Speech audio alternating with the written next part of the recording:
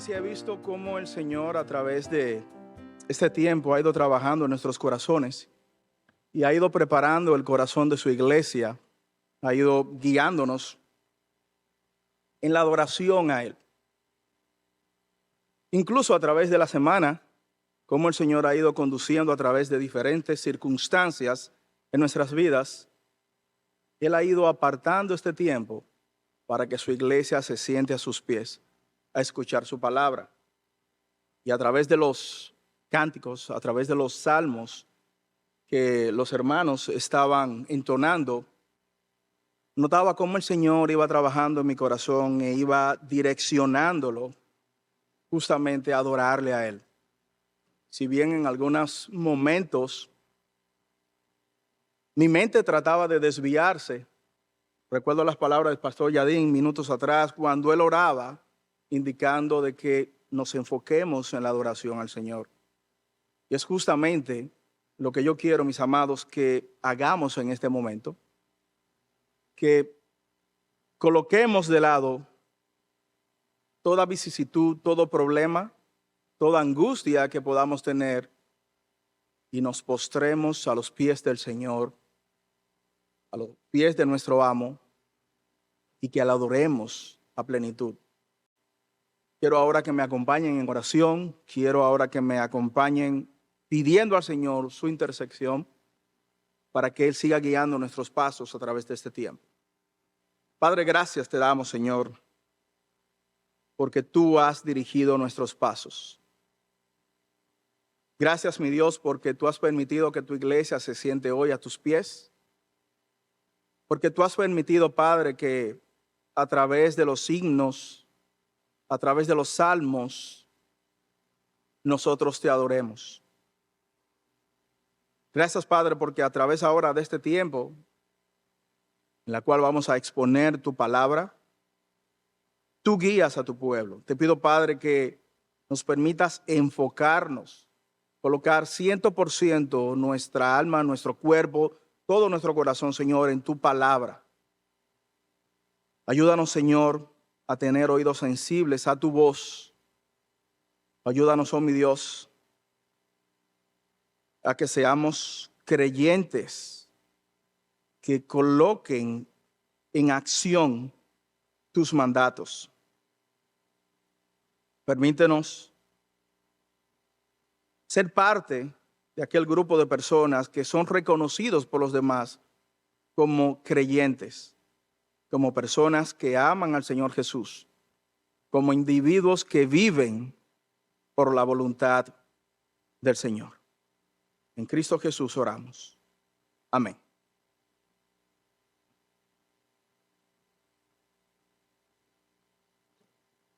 Amados, el título del mensaje de esta mañana es una interrogante que yo quiero colocar en tu corazón. Es una pregunta que es penetrante en el corazón y en la vida de las personas, sobre todo los creyentes. El título del mensaje de hoy ¿es Jesús tu Señor? ¿Es Cristo tu Señor? Y la respuesta a esta pregunta evidentemente refleja si el Señor ejerce su señorío en tu vida o si no lo ejerce. Es decir, aquellas evidencias externas que deben de existir en todos y cada uno de los individuos que demuestran con estas acciones si son creyentes genuinos. ¿Es Cristo quien gobierna tu vida? ¿O eres tú que gobiernas tu vida? Por ello, mi objetivo en la mañana de hoy es llevarte a reflexionar sobre el papel que ocupa el Señor Jesucristo en tu vida. ¿Es Él tu Señor? ¿Es Cristo tu amo? ¿Realmente Él es que conduce tu vida? ¿Él es quien te guía? Y a la medida que caminamos a través del sermón de hoy, mi amado, yo quiero que tú tengas en tu mente esta pregunta. ¿Es Jesús tu Señor? Por eso te invito a que vaya en tu Biblia, por favor, a Lucas capítulo 6. Lucas capítulo 6, de manera directa en el versículo 46. Lucas 6, 46. Y uno de los preciosos sermones directos y prácticos que el Señor Jesús expresó a la audiencia, enseñó a la audiencia, concluye dentro del punto, tiene esta pregunta. 6:46 dice: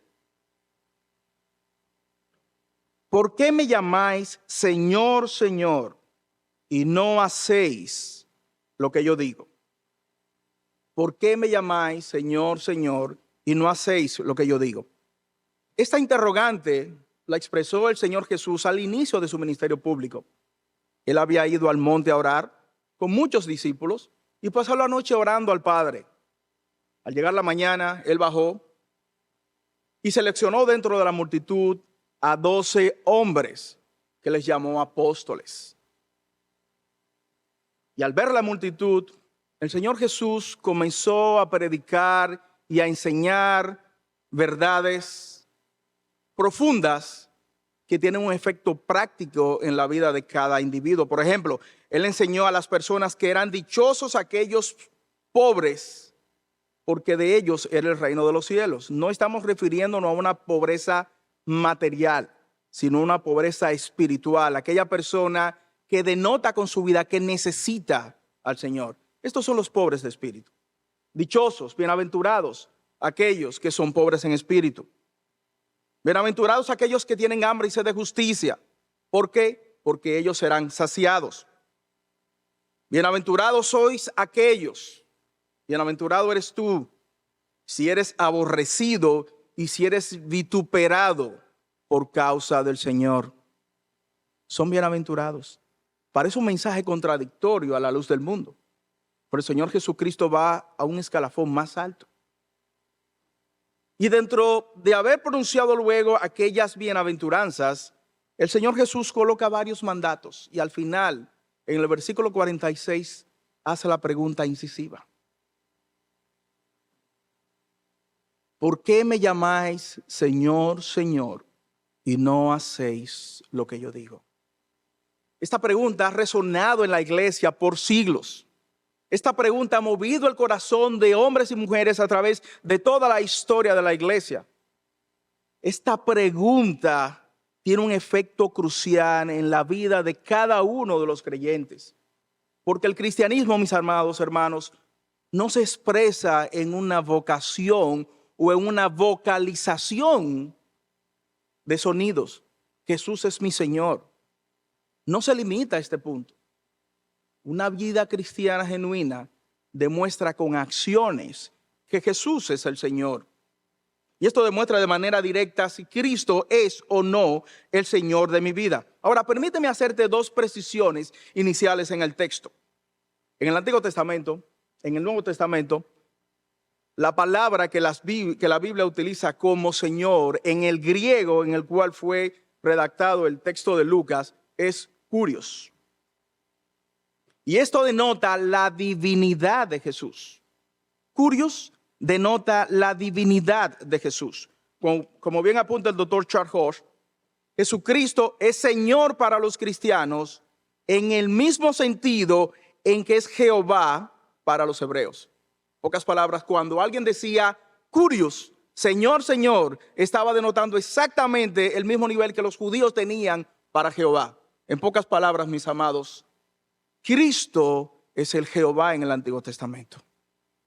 Y verás, estudiando la escritura completa, como muchos textos en el Antiguo Testamento donde habla de Jehová, en el Nuevo Testamento es referenciado por los apóstoles justamente como Cristo. Los mismos pasajes, los mismos textos. Cristo es el Señor, Cristo es divino. Y a la luz de esta enseñanza, vuelve la pregunta otra vez. ¿Es Cristo Kurios para ti? ¿Es Cristo tu Dios? ¿Es Cristo tu Señor? ¿Es Cristo tu dueño? ¿Tú demuestras con tu vida una respuesta positiva a estas interrogantes? Cuando tú dices que Cristo es el Señor, tú estás demostrando que Él es que tiene dominio en tu vida, que es Cristo quien traza las pautas en ti. ¿Realmente Cristo está trazando las pautas en tu vida? ¿Estás obedeciendo a Cristo como denota la Escritura? Permíteme hacerte ahora la segunda precisión a este concepto. Si Cristo es Curios, si Cristo es el Señor, si Cristo es Rey, si Cristo es el amo, entonces alguien debe ser el esclavo. Nuestras Biblias tienen la traducción como siervo, y normalmente escuchamos mucho este término, siervo, siervo, siervo. La palabra siervo viene del latín servus, pero en el idioma original la palabra es doulos, que quiere decir esclavo. Un esclavo, mis amados, es una persona que vivía para satisfacer a sus señores. Un esclavo es una persona que tenía como rey a una persona. Y esta persona estaba obligada a servir al rey, quisiera o no quisiera. Ellos debían de obedecer la voluntad de sus amos sin protestar, sin objetar, sin poner excusa. Entonces, de nuevo, ¿es Cristo su Señor? Y por lo tanto, ¿eres tú su esclavo? ¿Estás tú siguiendo los mandatos del Señor, cumpliendo las ordenanzas del Señor sin poner excusa? ¿Realmente demuestras con tu vida que Cristo es el Señor y que tú eres su esclavo? Esta pregunta hace una radiografía en la vida de cada creyente. Y es pertinente que nosotros nos reflejemos en esta pregunta y nosotros la respondamos de manera sincera.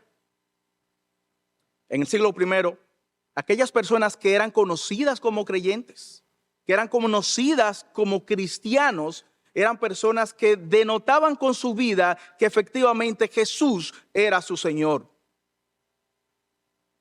Ellos preferían morir quemados, preferían morir en boca de leones, preferían morir en espada de los gladiadores antes que negar a su Señor, antes que apartarse de los caminos del Señor. Yo sé que a través de los siglos estas situaciones han cambiado. Y el creyente, por lo menos en estas latitudes del globo terráqueo, no vive lo mismo que nuestros primeros hermanos en la fe vivían. Pero es bueno que retomemos el sabor original de estas palabras y recordemos quién es el Señor, quién es el Rey, quién es el amo de nuestras vidas. ¿Es Jesús tu Señor? ¿Él ejerce señorío en tu vida? ¿Es Él quien ejerce autoridad sobre todo tu ser? ¿Es Cristo tu amo? Considera lo siguiente, mi amado hermano. En esta vida, todos y absolutamente todos y cada uno de nosotros hemos tenido por lo menos un amo. En tiempos pasados, nosotros éramos esclavos del pecado y obedecíamos al pecado. Y muchos se gozaban en el pecado. Y andábamos en la disolución de este mundo, en esos caminos malvados. Romanos capítulo 6, versículo 16 dice lo siguiente. Y Pablo aquí pregunta: ¿no sabéis que si os sometéis a alguien como esclavos para obedecerle, sois esclavos de aquel a quien obedecéis, sea el pecado para muerte? Aquellos que andaban en otros caminos sin Cristo en su corazón eran esclavos de ese amo perverso, de ese amo déspota, de ese amo que lo único que iba a hacer con estas personas era llevarlos a la perdición eterna. En Juan capítulo 8, versículo 34, Jesús enseña que todo aquel que hace el pecado es esclavo del pecado. Así que su amo era el pecado. Pero por la gracia del Señor y por un acto completamente de misericordia y de amor, Cristo entregó su vida por nosotros. Cristo justamente colocó su vida en favor nuestro. ¿Para qué? Para darnos libertad del pecado y ahora nosotros someternos a Él, para que Él ahora sea el Señor de nuestras vidas. Mira lo que dice Pablo en 1 Corintios capítulo 6, versículo 19. Y él aquí amonestando a los hermanos de Corintio por un tema de un pecado sexual, dice lo siguiente: ¿o ignoráis que vuestro cuerpo es templo del Espíritu Santo, el cual está en vosotros, el Espíritu, el cual tenéis de Dios, y que no sois vuestros? Pocas palabras, mis amados hermanos. Si somos de Cristo, ya no nos pertenecemos a nosotros mismos. Pertenecemos ahora a otro amo, el Señor. El Señor es nuestro amo. En el versículo 20, Pablo sigue diciendo lo siguiente: porque habéis sido comprados con precio, glorificad pues a Dios en vuestros cuerpos y en vuestro espíritu, los cuales son de Dios. Y en 1 Pedro capítulo 1, versículo 17, la Escritura claramente enseña que si invocáis por Padre aquel que sin acepción de persona juzga según la obra de cada uno, conducíos en temor en todo tiempo en vuestra peregrinación, sabiendo que fuisteis rescatados de vuestra vana manera de vivir, la cual recibisteis de vuestro Padre. Y este rescate, este precio, ese traslado de un amo malvado como el pecado a ser trasladado a un amo benigno como Dios, no fue hecho con cosas corruptibles como el oro o la plata. No con dinero fuiste comprado, sino con la sangre preciosa de Cristo, como un cordero sin mancha y sin contaminación, ya destinado desde antes de la fundación del mundo, pero manifestado en los tiempos postreros, por amor a vosotros. Así que si tú entiendes estas verdades bíblicas de que Cristo es tu Señor, de que Cristo es tu amo, entonces justamente Él debe regir todo en tu vida. Esto implica en tu vida espiritual, en tu relación con tus hermanos, en tu matrimonio con tu esposa. Muchas personas dicen que el matrimonio tiene que ser entre 3 personas: Cristo, el esposo y la esposa. En tu relación con tu familia, en tu relación en el trabajo, en tu relación con tus amigos, Cristo debe ser el centro, porque Él es tu amo y es a Él a quien tú debes de obedecer. En tus finanzas también. Recordad pues que somos mayordomos del Señor y que los recursos de los cuales nosotros disfrutamos, muchos de nosotros, están colocados por el Señor. Debemos darle un uso apropiado a estos bienes. En otras palabras, si hablamos de que Cristo es el Señor absoluto de mi vida, que Él es mi Rey, que Él es mi Señor, Cristo entonces pregunta: ¿por qué me llamáis Señor, Señor, y no hacéis lo que yo digo? Y no cumplir sus mandamientos. Amados, debemos revisar nuestras vidas. Debemos evaluar nuestra conducta a la luz de la Escritura. Y esta pregunta, ¿por qué me llamáis Señor, Señor, y no hacéis lo que yo digo?, puede dar 2 conclusiones diferentes. En primer lugar, tú puedes ver personas que no cumplen el mandato del Señor y por lo tanto con sus vidas ellos demuestran que no son creyentes y por lo tanto no aman al Señor Jesucristo. Juan 14, 24, el Señor dice lo siguiente: el que no me ama no guarda mi palabra. Así que solamente una vida constante que demuestra una inobservancia a la voluntad de Dios demuestra que esta persona no ama al Señor. No importa cuántas veces Él lo diga con su boca: Jesús es mi Señor, Jesús es mi Señor, Jesús es mi amo. Si tu vida práctica no demuestra que Jesús es el Señor, te estás engañando a ti mismo. No estás demostrando con tu vida lo que el Señor justamente está enseñando acá.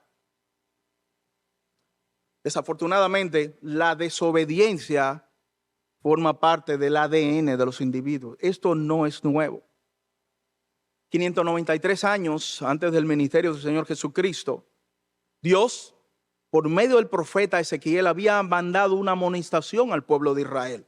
Y en Ezequiel capítulo 33, versículo 30, la Biblia registra lo siguiente: pero en cuanto a ti, hijo de hombre, los hijos de tu pueblo hablarán de ti junto a los muros y en las entradas de las casas. Se comentará de los mandamientos. Hablan uno al otro y cada cual a su hermano diciendo: vengan ahora y oigan cuál es la palabra que viene del Señor. y vienen a ti como viene el pueblo, y se sientan delante de ti, pueblo mío. Oyen tus palabras y no las cumplen. Oyen las palabras del Señor, reconocen que es la voz del Señor y no la cumplen. Exactamente. Sino que siguen los deseos sensuales expresados por su boca y sus corazones andan tras sus ganancias. Estas personas reflejaban con sus vidas que desobedecían al Señor. Y como bien tú dices, mi hermano, esto se limitaba justamente 593 años antes del ministerio del Señor Jesucristo. ¿Fue algo exclusivo de Israel en aquel tiempo? Bueno, 643 años posteriores, Santiago dice lo siguiente, y esto es en el siglo I. Santiago capítulo 1, versículo 22 dice: pero sed hacedores de la palabra, no tan solo oidores, engañándoos a vosotros mismos. Porque si alguno es oidor de la palabra, pero no hacedor, este es semejante al hombre que se considera en un espejo su rostro natural. Pocas palabras, no solamente debemos de escuchar la voluntad de Dios, debemos de poner en acción la voluntad del Señor. Eso es lo que demanda el texto que hoy estamos estudiando. Y es por esto de manera correctísima que Charles C. Wright dijo en el siglo XIX lo siguiente: la desobediencia a la palabra de Dios es un mal que nunca ha cesado de prevalecer en toda la cristiandad. Es un mal común que los creyentes de todas las épocas han tenido que lidiar. Quiere el Señor que ese no sea exactamente tu problema. Y es prudente indicar, mis amados, en este punto, que no hacer la voluntad de Dios justamente denota quién es tu rey en tu corazón. Denota exactamente por dónde tú estás andando. Muchas personas, reitero, viven engañadas a sí mismos y profesan con su palabra: Señor, Señor, Señor, Señor, pero sus vidas demuestran otra situación. Mira lo que dice Mateo capítulo 7, versículo 21, y esto es importante, mis amados, que lo coloquemos en nuestro corazón. ¿Cómo yo estoy andando? ¿Se limita mi profesión de fe a decir Señor, Señor? ¿Se limita mi profesión a venir todos los domingos y reunirme en la iglesia? Muchas personas andan en estos caminos, pero el Señor los amonesta y les pone por escrito lo que puede ocurrir con ellos. Mateo capítulo 7, versículo 21, el Señor Jesús dice lo siguiente: no todo el que me dice Señor, Señor entrará en el reino de los cielos, sino el que hace la voluntad de mi Padre. Muchos me dirán en aquel día: Señor, Señor, ¿no profetizamos en tu nombre? Y en tu nombre echamos fuera demonios, y en tu nombre hicimos muchos milagros. Entonces les declararé: nunca os conocí, apartaos de mí, hacedores de maldad. Muchas personas entienden que porque profetizan, porque echan fuera demonios, o porque entienden que ellos hacen milagros, el Señor está con ellos. Las verdaderas marcas de un cristiano están arraigadas al cumplir la voluntad del Señor por medio de nuestras vidas. No se limita a yo expresar Señor, Señor. Es que esa expresión Señor, Señor tiene que estar asociada con una vida que demuestre de forma práctica lo que mis labios profesan. No se limita a verbalizar. Está asociado a colocar por obras lo que el Señor nos enseña. Y evidentemente, todos sabemos que no nos ganamos el cielo por las buenas obras. Nadie va a comprar un espacio en el cielo porque se porte bien o porque cumpla los mandamientos. No obstante, una vida que demuestra que Cristo es el Señor es una vida que pone por práctica los mandamientos del Señor. Y esto es la clave que vemos en Mateo capítulo 7. Nuestro Señor Jesús mostró que hacer la voluntad de Dios es lo más importante para la vida de cada discípulo. Y Él empezó a hacerlo justamente con Él mismo. Cristo fue muy práctico. Él no se limitaba a enseñar de manera teórica. Él colocaba de manera práctica los ejemplos en todo su ministerio. Un ejemplo de esto lo vemos en Mateo 6, capítulo 9, cuando él dice lo siguiente. Y esto es algo sumamente interesante, mis amados. Muchos de nosotros como creyentes perdemos la perspectiva de quién es el rey y quién es el esclavo. Muchos de nosotros vamos con arrogancia y aunque nos arrodillamos y oramos, pedimos y demandamos y exigimos y reclamamos a Dios. Y reclamamos, y yo reclamo, y yo arrebato, y yo te digo, y yo te digo. Amados, veamos cómo debe orar el creyente. El Señor Jesucristo fue práctico. En Mateo 6, versículo 9 dice, cuando oréis al Padre, oráis así. Padre nuestro que estás en los cielos, santificado sea tu nombre. Venga a nosotros tu reino. Hágase tu voluntad. El creyente debe de pedir siempre que se haga la voluntad del Señor. Esto no va a cambiar los planes de Dios. Él es inmutable. Por eso me permitirá a mí conocer la voluntad de Dios y yo someterme en obediencia y amor y gozo a la voluntad del Padre. Eso es lo que hace este tipo de oración. Y esto no se circunscribió a este punto, sino que justamente en los momentos finales de su ministerio, en los momentos más dolorosos, cuando él sabía que tenía que partir de esta tierra, también pidió a Dios que se hiciera su voluntad y no la de él. Mateo capítulo 26, versículos 36 al 39, el Señor Jesús dice lo siguiente, la Biblia lo registra. Jesús en Getsemaní con sus discípulos, él dijo, sentaos aquí, entre tanto que yo voy allí y oro. Y tomando a Pedro y a los dos hijos de Zebedeo, comenzó a entristecerse y a angustiarse en gran manera. Entonces Jesús le dijo, mi alma está muy triste hasta la muerte. Quedaos aquí y velad conmigo. Y yendo un poco adelante, se postró sobre su rostro y orando y diciendo, Padre mío, si te es posible, pasa de mí esta copa, pero no se haga como yo quiero, sino como tú. Aún en ese momento de aflicción, de dolor humano, Cristo se sometió a la voluntad del Padre. Y dijo, no se haga como yo quiero, sino como tú. Hágase tu voluntad. Y esa es una frase que los creyentes siempre debemos de repetir. Dios, que se haga tu voluntad, no la mía. No es lo que yo quiero. Permíteme ver cuál es tu voluntad y pon en mí un corazón sensible para hacer tu voluntad. Así debe de andar el creyente.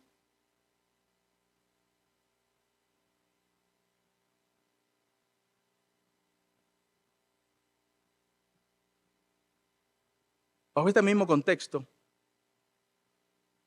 muchas personas van, y lo digo de corazón, con cierta arrogancia ante el Señor.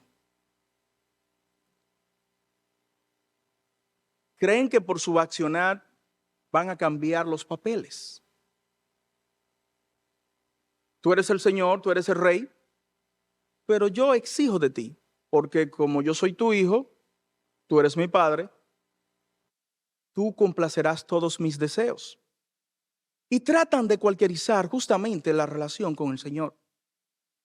Amados, es bueno que nosotros vayamos a la Escritura y siempre recordemos cómo debe ser nuestra actitud frente al Señor.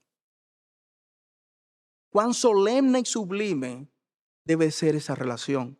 Isaías capítulo 6, versículo 1, justamente coloca por escrito este tipo de experiencia. Aquí, en el año en que murió el rey Usías, vi yo al Señor sentado en un trono alto y sublime, y sus faldas llenaban el templo, dice Isaías. Por encima de él había serafines, y cada uno tenía 6 alas. Con 2 cubrían sus rostros, con 2 sus pies, y con 2 volaba. Y el uno al otro daba voces diciendo, Santo, Santo, Santo, Jehová de los ejércitos. Toda la tierra está llena de su gloria. Y los quiciales de las puertas se estremecieron con la voz del que clamaba, y la casa se llenó de humo. Entonces dije, ay de mí, que soy muerto, porque siendo hombre inmundo, de labios y habitando en medio de un pueblo que tiene labios inmundos, han visto mis ojos al Rey, Jehová de los ejércitos.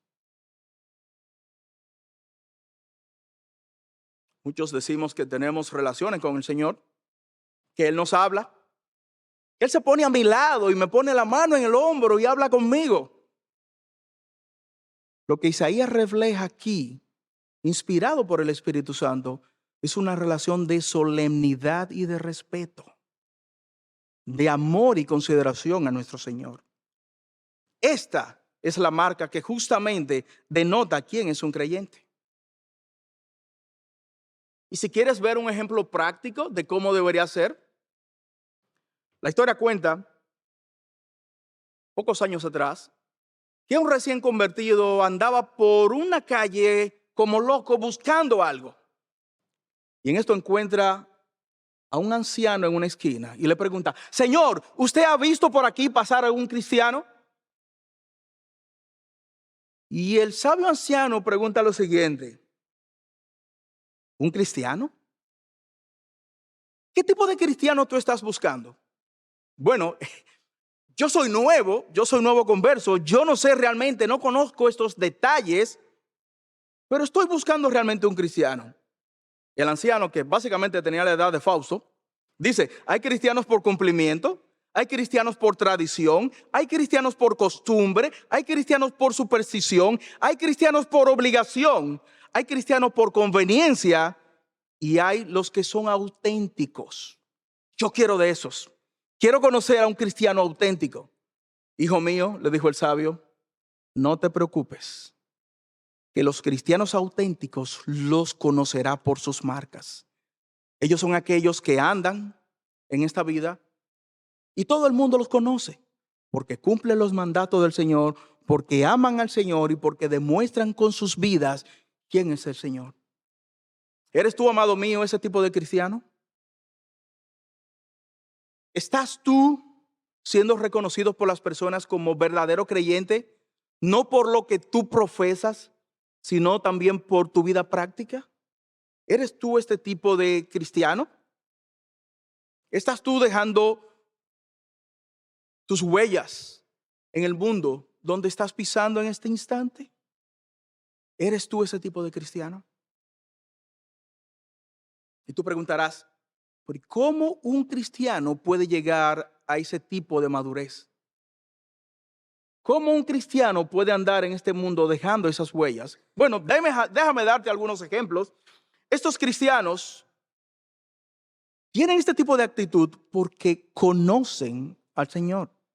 Ellos conocen que Cristo es el agente de la creación.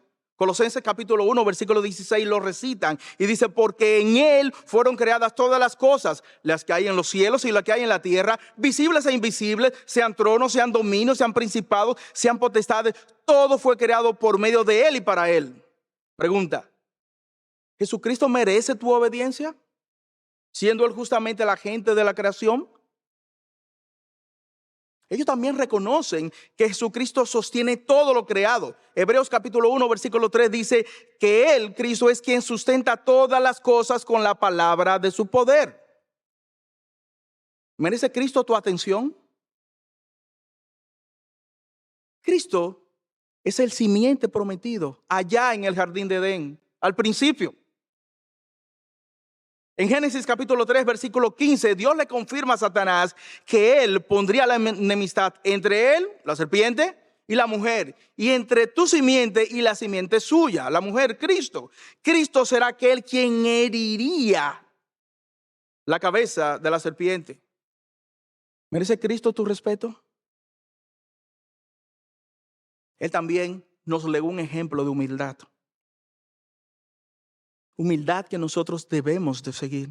Filipenses capítulo 2, versículo 6, dice aquí el texto: haya pues en vosotros ese mismo sentir que hubo también en Cristo Jesús, el cual, siendo en forma de Dios, es decir, igual a Dios, no estimó ser igual a Dios como cosa que aferrarse, sino que se despojó a sí mismo, tomando forma de siervo, hecho semejante a los hombres, y estando en la condición de hombre, se humilló a sí mismo, haciéndose obediente hasta la muerte, y muerte de cruz. por el amor sacrificial de Cristo, ¿merece Él tu respeto? Cristo fue aquel quien tomó tu lugar y mi lugar en la cruz. Y Él recibió las ofensas de tu transgresión. Él recibió el dolor en su cuerpo por tú violar sus mandatos. Por tú, en un momento, ser siervo, esclavo del pecado. Marcos capítulo 14, versículo 64, narra el falso juicio que se le hizo a Cristo en el Sanedrín judío. Dice el texto que algunos comenzaron a escupirle y a cubrirle el rostro y a darle puñetazos y a decirle, profetiza, y a modo de burla, obviamente le decían, profetiza. Y le daban bofetadas, literalmente bofetadas. Marcos capítulo 15, versículo 16, dice que los soldados de Pilato llevaron a Jesús dentro del atrio y como una forma de burla le vistieron de púrpura y comenzaron a saludarle, salve rey de los judíos. Y le golpearon con la caña y le escupían el rostro. Jesús fue aquel que siendo el hombre más puro, que siendo Dios encarnado, murió crucificado en medio de dos ladrones. ¿Merece Cristo que tú le obedezcas? Él fue quien derramó su sangre para que el Padre se reconciliase contigo. Y hoy tú disfrutes la bendición de una salvación. Colosenses capítulo 1, versículo 20 dice que por medio de Él reconciliar consigo todas las cosas, así las que están en la tierra como las que están en los cielos, haciendo la paz por medio de la sangre de su cruz. Él fue quien pagó con su sangre tu libertad.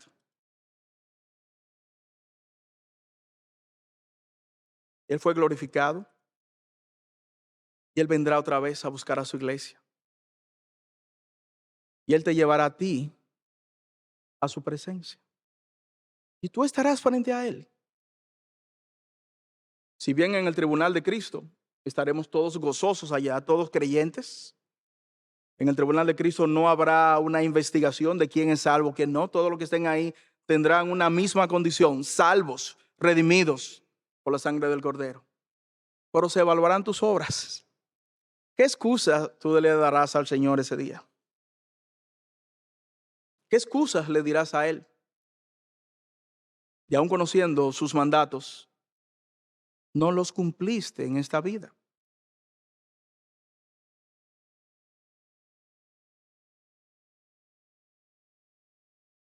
Por eso esta pregunta, en Lucas capítulo 6, versículo 46, ¿por qué me llamáis Señor, Señor, y no hacéis lo que yo digo? Justamente denota qué tú debes de hacer. Y la Biblia está llena de mandatos. Puedes leer desde Génesis hasta Apocalipsis, encontrarás muchos mandatos. Ahora, permíteme llevar tu atención justamente a lo que el Señor había enseñado. De manera directa en Mateo capítulo 5, versículo 7, evidentemente no lo leeré completo. Pero aquí hay muchos ejemplos prácticos de cómo tú y yo debemos de vivir. Por ejemplo, el Señor Jesús habla de la ira y dice, ustedes han oído que se dijo a los antiguos, no matarás. Y cualquiera que matare será culpable de juicio. Eso es correcto.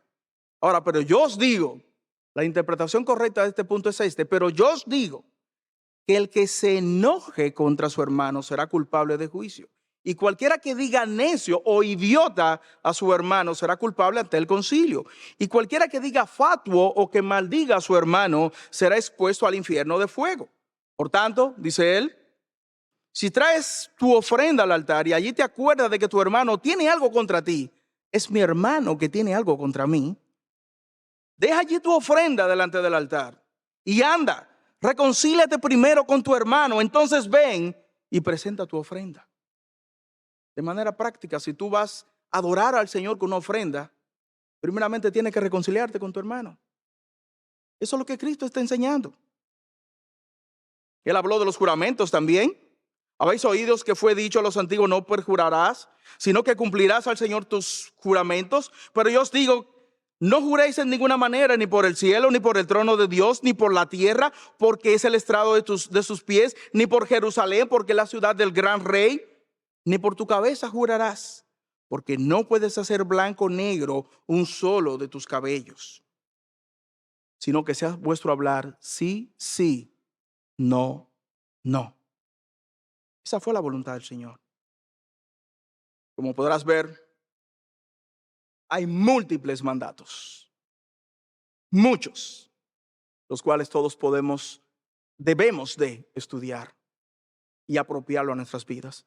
Ahora, si quiere que te lo resuma en dos, permíteme leer las palabras del Señor Jesús en Mateo capítulo 22. Justamente, alguien le preguntó para tentarle: Señor, ¿cuál es el más grande de los mandamientos? Jesús le dijo: amarás al Señor tu Dios con todo tu corazón y con toda tu alma y con toda tu mente. Eso implica, mis amados, que debemos de amar al Señor con todo nuestro ser, completamente, con todo nuestro ser. Y este es el primer y grande mandamiento. Y el segundo es semejante: amarás a tu prójimo como a ti mismo. De estos dos mandamientos depende toda ley y los profetas. ¿Quieres cumplir la voluntad de Dios?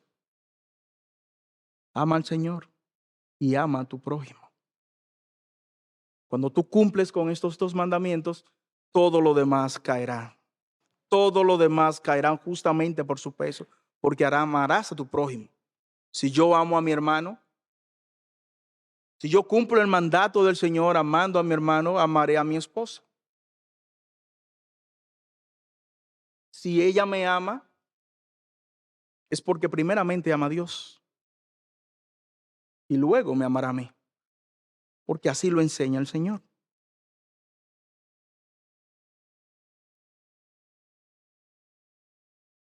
Como hemos podido ver, mis amados, y ya para concluir, la obediencia a los mandatos de Jesús es esencial para todos aquellos que nos llamamos cristianos o creyentes. Existen básicamente dos caminos: o un camino de desobediencia o un camino de obediencia. ¿Cuál eliges tú?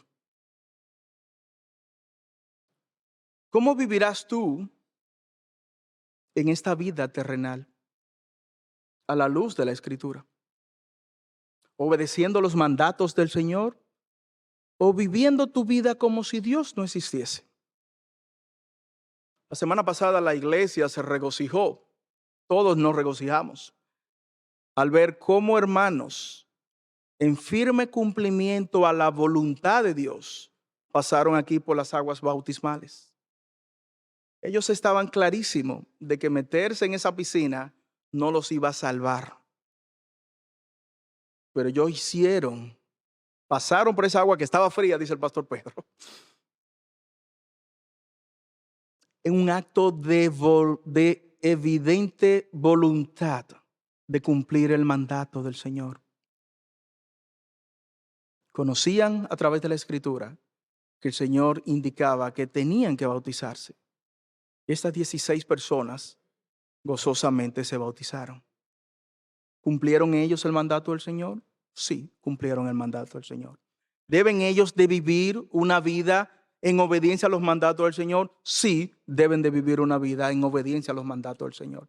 ¿Y tú? ¿Cómo estás viviendo tu vida? ¿Estás demostrando que Cristo es el Señor? ¿Estás demostrando con tus acciones y tus actitudes que Él es el Rey? ¿Que Él es el Señor? ¿Que Él es tu Dios y por lo tanto tú su esclavo? Esa es la forma en la cual tú y yo debemos de vivir esta vida cristiana. Es la manera en que tú y yo debemos de impactar el mundo. Es la manera en que tú y yo podemos ser sal en este mundo. Podemos iluminar a aquellas personas que no andan conforme a la voluntad de Dios. Es mi oración, mis amados, que cada uno de nosotros podamos ser cristianos que denoten con sus vidas que Cristo es nuestro Señor, que Cristo es Rey, y que cuando el Señor nos pregunte: ¿soy yo tu Rey? ¿Soy yo tu Señor?